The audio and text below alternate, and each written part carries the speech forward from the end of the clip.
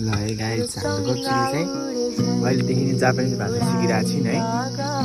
अब गुड मर्निङलाई के भन्छ अनि गुड इभिनिङलाई के भन्छ है, गुड आफ्टरनुनलाई के भन्छ अब हेरौँ है। गुड मर्निङलाई के भन्छ अरे भन्नु त? गुड मर्निङलाई जापानिजमा ओहायो गोजाइमासु। ओहायो गोजाइमासु। दिउँसोलाई गुड आफ्टरनुनलाई चाहिँ कोन्नी शिवा। कोन्नी शिवा।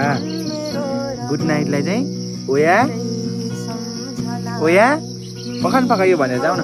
ओया भन न। ओया सुमी नासाई। ओया सुमी नासाई। फेरि भन्यो ओया सुमी नासाई। ओया सुमी नासाई। गाइस यो सिक्दैछु नि अब सानैदेखि जापानिज भाषा सिकाउने है।